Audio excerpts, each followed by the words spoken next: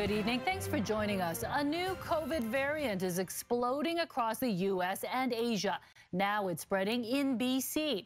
Health officials are monitoring the so-called Kraken variant, which is highly contagious. CTV's Penny Daflos joins us. Penny, you were talking to Dr. Bonnie Henry about her concerns about this variant. I was, but first off, we have to address this nickname of Kraken. Scientists are slamming it as sensationalist fear-mongering during a very serious time. Today, the World Health Organization revealed XBB.1.5 is the most contagious variant we've seen, and we now know BC went from 5 cases detected last week to 12 as of today.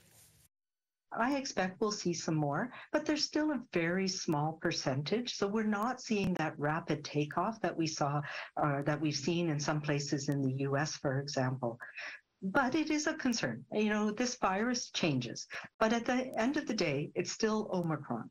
And what we are seeing across the board is that vaccination still gives you good, strong protection against severe illness, so leading to hospitalization or death. And so that's really important. Are you concerned that when we have emphasized vaccination, and that's kind of the prime strategy in BC, that here we've got potentially immune evasive variant coming in? Doesn't that pose a problem for us here? It is still really important to get booster doses. If you haven't had a booster dose in the last 6 months, get that bivalent now.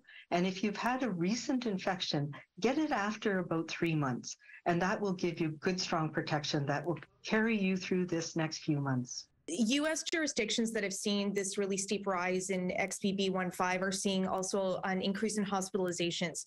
And I think that's something that a lot of people are like, oh my God, our system can't handle something like that right now. We're already stretched so thin. Shouldn't we be doing more to try to preserve our healthcare system? Well, as you know, our system has been stretched for a long time, and we've seen that effects, and we've seen that over the last few months with RSV and influenza and all of these things together. So I think where I'm most concerned is in those areas where vaccination rates are lower, and it is really important. It's not too late to make a difference and to protect yourself from strains like this that are going to arise no matter what. There were more people who died last year as counted as COVID deaths than the previous year. Will we be seeing more of you this year kind of trying to communicate that and keep COVID-19 on people's radar so that it, has, vaccinations and the risks more top of mind? Or are you going to have some other change in approach to kind of keep people thinking about this thing? This pandemic is not over yet. It will be over, I think, but we have a few more months that we need to pay attention to things like getting our booster doses, watching what's happening globally, and making sure that we're ready.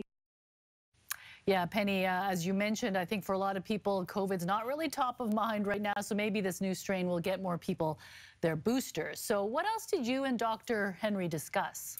It's a pretty extensive conversation. We discussed the importance of masks in crowded places and where you're still most likely to get COVID-19. But we also discussed my story yesterday on the continued limited access to the COVID treatment Paxlovid.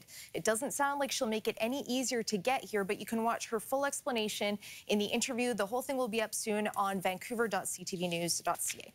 Okay, thank you, Penny.